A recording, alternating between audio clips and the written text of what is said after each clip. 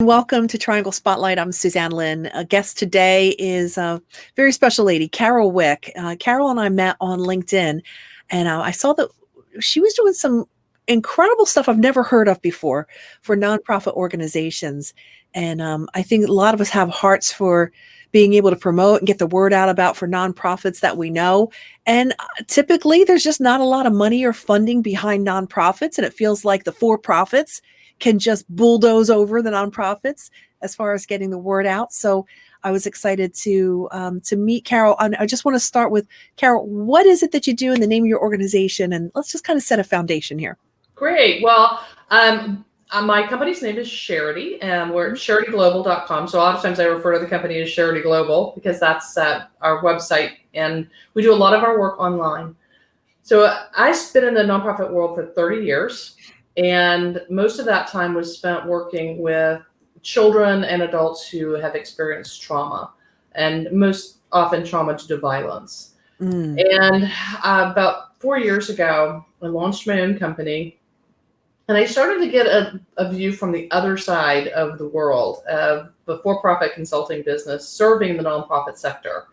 And what I realized was that a lot of nonprofits were spending literally, it's $1 billion a year industry. They're spending a ton of money on nonprofit consultants, and they're not getting in the help that they need. And that the trend really was for nonprofits to be able to do the work themselves. They really don't want somebody to come in and fix it. They want to know what's going wrong and how can they fix it themselves and how can they do what they need to do internally. And so from that, Sharity was born. It's very special. I mean, it's such a different makeup and a different platform than anything I've ever heard about. Why? Yeah. Well, and so one of the things that I found going out there, and again, I come from a nonprofit heart. And so my goal is to provide an opportunity for nonprofits to get what they need to do done without spending a lot of money. So I knew the questions that all of us as for-profit consultants were asking, and the Rockefeller Foundation actually recommends these questions to their wealthy philanthropists that they advise before they give to nonprofits. And so I created an online assessment. You can go on for free and take this assessment. And before you spend money on a nonprofit consultant, you should take the assessment because it will identify the areas where your nonprofit or the nonprofit that you care about needs the most work in terms of bolstering their plan, their budget, their team, so that nonprofit philanthropists who want to give large sums of money will be interested in them. And they feel comfortable. Exactly. Yeah. A lot of times they get passed over. They don't know why they're getting passed over. They hire a consultant who comes in with a cookie cutter approach, and it ends up not being anything more than a giant stack of papers on a shelf because they don't know what to do with the information. So we help you identify where your weaknesses are, and then Sharity experts are specialists. Rather than hiring a full service firm, and I love that term, full service firm, what we do is we'll help you identify where your areas of concern are, and then we'll connect you with a former nonprofit executive who has probably 20 to 30 years in the business. These are folks that they retired, they still have grandkids, and they'd love to do a little bit of consulting work, but they don't want to put up their own shingle and their own website and pay for advertising. So they have collectively come to Sharity, and we are the centralized hub to help connect you to somebody who knows exactly what you want and can help you identify those needs and go out and address them. And probably at a third of the cost that you would have paid a consultant that odds are probably wouldn't have done what you wanted them to do anyway. Carol, when you're thinking about nonprofits, and I know every situation is different, are most of the problems, let's say it's an awareness problem, is that an internal problem or is it a marketing problem? What do you encounter the most? Well, if people, nonprofits all the time say we're the best kept secret. And typically that means that they're friends and family fundraising. And that's a term that is a Sharity term that we use internally. And that means that who they go to money and ask for money, who they go to regularly, are the people that they know, the people that their board knows. They bring on new board members because that board member knows more people. Instead of stepping back and saying, why are we the best at what we do? And why do we deserve funds to expand the work that we're doing because we are moving the needle? And that takes some real internal strategic thinking about, if we had an influx of $1 million, how could we change the scope of the problem that we're trying to solve? And then taking that idea out to investors, philanthropists, and saying, if you give us the money, this is what we can accomplish. And most nonprofits don't do it that way. Most nonprofits go out and they say, hey, we served 3,000 people this year, or we fed 1,500 people, or we gave away this many pounds of food, which doesn't tell me as a philanthropist that you did anything that changed the situation of those people that you served. Oh, my. And so in a sense, it is a marketing problem, but it's also communicating impact versus outputs. And outputs, I always tell my clients, are anything that you can count with a hash mark. Okay. If you can count it on your fingers and your toes, it's an output. Okay. It doesn't mean that anything changed. And so look at your last annual report. Sure. Or that nonprofit you give to. Look at that last annual report. Is it all in outputs? Okay, so great. You sheltered 10,000 people. Did any of them find a home? Did any of them get a job? Did they retain that job? You did a lot of busy work. Did you put any systems in place to try to make the whole situation better for them and for the bigger population? Yeah, exactly. And in the world that we are in now, donors, major donors, and even corporations, because corporations are now getting into impact giving, and that's the new buzzword, is impact giving. Okay. If you cannot talk about impact, and I don't care if you're a animal rescue group, an environmental group, human services, or an arts group, you have to be able to talk about the impact that you're having on the community. Okay. And the more you can actually then link that back to economic impact, the better. But if you can't have that conversation, if you're still sitting there saying, we do good work, you should give us money, you're going to find your donations dwindling more and more, because other nonprofits are talking about impact. And that's where they're going to get the large investments. So that's the internal change that people need to understand. But now, as far as the platform to get that message out, I mean, with relationship marketing, with video and podcasts and the technical side, social media, getting away from what people might have been used to with radio ads and yellow pages. I mean, how do you incorporate now taking this message and giving it platform and giving it wings? So I think that that's another thing that nonprofits really struggle in, is that they have, unlike for-profits, they have two distinct, more than two, but they have really two distinct marketing strategies that they have to develop. And most of them don't have the money to invest in a marketing firm, but they might have a board member who is a marketing person, or they could bring together a group of community members who are marketing experts to create a task force to help them.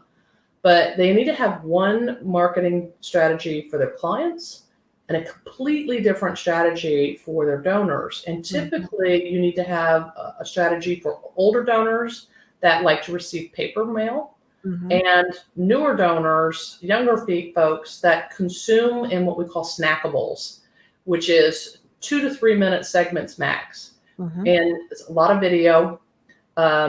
Your social media posts that say, we did this today, or we've got this event coming up, or whatever, is not going to engage people. You have to be communicating, again, what is the impact? What are the things I need to care about? I just did a post that I'm going to be putting up on charityglobal.com for my nonprofit partners about coronavirus. We are facing a pandemic that is nothing like we faced since 9/11 in terms of fundraising, and potentially could be much worse because it is global.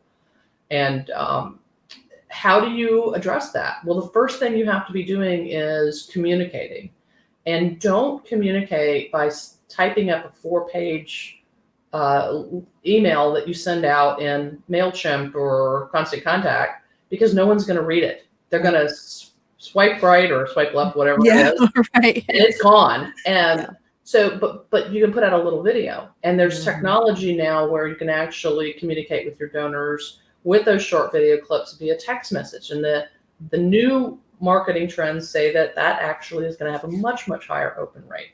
You can put it out in social media. But your content needs to be short. So watch how the news channels are putting out their content, and you need to follow that. And I have a client, Turpentine Creek Wildlife Refuge, and you can check them out online. They are amazing. They are probably one of the best nonprofits that I've ever worked with in terms of communicating their message, getting it out there. And granted, they rescue tigers and lions. So the visuals are amazing. Sure. But what they've invested in is a videographer who knows how to edit and tell stories. And they are doing, really well because they're starting to really communicate not just about the heart stories, about the rescues that they're doing, but now is in preparation for a larger, fundraising effort. They're communicating the impact of the education that they do, how many people change their minds about the issue, the social change work that they're engaging in, and they're incorporating all of that. Yeah. So, you have to really think about, in this day and age, your staffing pattern. Sure. And who do you have on board and what do they do? And are they the right people to be able to communicate your message to today's demographic? I think a lot of times nonprofits are just grateful for any warm bodies, let alone putting the right people in the right seat. That's a whole nother, we just need people, Right. And it's hard. I mean, I think anytime you start talking about online and social media, sometimes they're just trying to keep their heads above water to serve the clients that they're serving. But, and I think that's where a lot of times there are similar nonprofits in a community, and they all do different things. Sure. And rather than merging, which is something that nonprofits hate to do, but rather than merging, you can cooperate and collectively hire somebody. Sure. So that person is, got a full-time job with benefits, and then everybody gets a piece of them, and maybe some of the content is cross-content that you're promoting the sector and you're promoting the issue. And so you're sharing that person. So there's some creative ways that you can do that can benefit the employee, but also allow everybody to get a little bit of the services that they need if you're really creative and willing to really collaborate. Technology is changing everything. I mean, it is. As we're talking about the coronavirus, just when you talk about keeping that information flow going, meetings are getting canceled, large events, conferences. But man, through technology, it not only keeps flowing, but it's more personal than ever. And that's important, especially with nonprofits. Right. Yeah, and I was actually just meeting with a client a little bit ago, and we were talking about if the coronavirus interrupts a bunch of meetings that they have scheduled, to just do them like this, to video conference them. And it's not ideal, but I have clients all over the globe, and this is how I meet with them is via this webcam. And we have a translator, and we do work, and we continue to get things going, because right now I don't think I'm going to be able to get on a plane to Africa. Although I have tickets, I don't think it's going to happen. Right.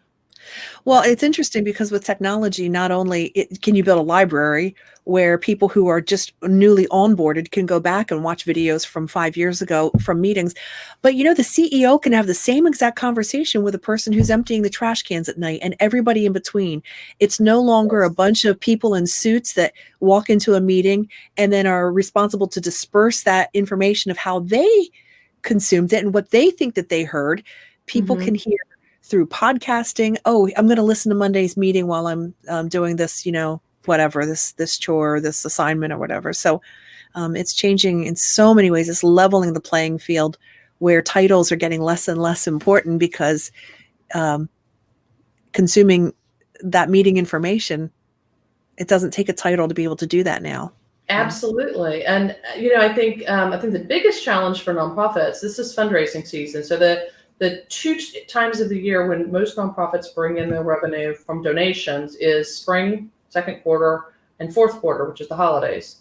And this is a big special event time of year. And many people have big galas or walks or things because the weather's getting better and they're getting out, and it's mass numbers of people. And those are being canceled. So what do you do? How do you make that appeal to get that person who might have given $10 or $20 or because they were going on a walk? There are strategies that you can have, and that's one of the things that we're gearing up at Sharity is to be able to have some conversations with nonprofits who are really worried about a canceled meeting. How can I weather this storm because the last thing we want is for everybody to cancel all their events and then schedule them in October. So there's an event every day in October, and then that's not even anywhere. Which just takes me back to, I think the importance of getting away from special event fundraising and not being reliant on it. It really, the only two purposes that special events should serve in your organization is to raise awareness and to introduce you to new friends. So the actual opportunity to cultivate new donors. But beyond that, if you're trying to pay your annual fund and pay your light bill with your special events, then you need to start thinking about a major gifts program. And even a small nonprofit can do major gifts. They really, really can. They just have to have a really great strategy. What's the percentage between the importance of retention and bringing new people on? I know that there's a name for it. I'm drawing a blank. Yeah, absolutely. Well, retention is incredibly important. And so, if you look at just in the for-profit market, it varies, but it's like costs $6 for every new person that you bring on board, a new customer, whereas retaining them takes $1. And it's similar in the nonprofit world. A lot of times, the first thing that happens when people reach out to me is they're like, we need to find new donors. We don't have enough donors. And so the first thing that I always recommend to a nonprofit is look inside. We are actually at Sharity, we partner with a company called iWay. And for very low cost, we can run your donor database and see if there are any hidden gems in there. See if there are people who are to you and who maybe given in the last 2 years who could make a 6-figure gift. And you might be surprised. They might even be on your board. And you've never asked. And you've never asked. Right. And that's the problem. You've only asked them to buy a ticket. You've never asked them. You've never sat down with them with a plan and said, hey, if we did this, would you write us a check? And you would be amazed at the change in your donors when you do that. So I always tell people, pause, because you don't have to buy donor wealth engine software. You can partner with Sharity. We will do it. I mean, you'd be amazed at how inexpensively we can run your donor list for you. And then we can also provide you with a cultivation strategy and an opportunity to take a look at, how do we get to these people? How do we communicate what we're doing well and pitch this idea? And it's really not any different than if I was starting a new for-profit business. I had a great business idea that I thought needed to be funded, and I started going to venture capitalists and asking them for money. It's the same exact process, except the nonprofits are stuck in 1970, where they're still writing a case for support, and they still believe it's all about relationships. Well, yeah, you got to have a relationship to get into the door, but most of these people are already friends. They're already writing you checks. So before you look outside, you definitely need to look inside, and there are tools to do that. Impact. That's what I'm going to take away from this. Yes. That's the key word now. It is. It is. And if you don't know, I always, when I do trainings, I use Simon Sinek's Start With Why. It's a TED Talk. There's a short version of it that you can watch. And why are you doing what you're doing? If you can't answer that, then your donors can't answer that. And then why should they give you a big giant gift? If it's just because they like you or they just like your founder, then you're going to be in real trouble when that person goes away. Oh man, you said a lot in that sentence. Yes. That is absolutely true. Well, fundraising has changed. We're not in the 1970s, and it's time to come along. And I really recommend, giving you a call, checking out your website. There's no obligation. Just find out what Carol and her team can do for you. Thank you so much. The website that they can go to, I am going to try to post that where it is charityglobal.com, and they can get everything that they need there. So could you schedule a call with someone who's interested? Absolutely. And in fact, if you go on and if you go to our resources page, you can take the free assessment. You'll see the button on the homepage. You can click it, take the free assessment. And after, it's helpful for me if I've had that assessment before I call, because that way I can see exactly where you might need the help, and we can be much more efficient with the phone call. So absolutely, our 800 number is on the website. You can also email me, carol.wick@charityglobal.com. But if you take the assessment, I'll definitely reach out and we'll see what we can do to help, or we'll refer to you somebody who can. Thank you. Thank you for giving nonprofits a battleground against for-profits, because it's a whole different animal. And I feel like you're kind of a missionary for nonprofits. You're out there fighting on their behalf and helping guide them with all your knowledge. So thank you. Thank you. Thanks for having me today. Thank you. Thanks for watching the show. We hope that you enjoyed it. Having digital marketing for your product or organization is so crucial these days. People are ditching traditional advertising like print and broadcast commercials and turning to relationship marketing platforms like YouTube and podcasts that people can consume on demand on their time. Let's talk about how we can build your digital library with segments just like this.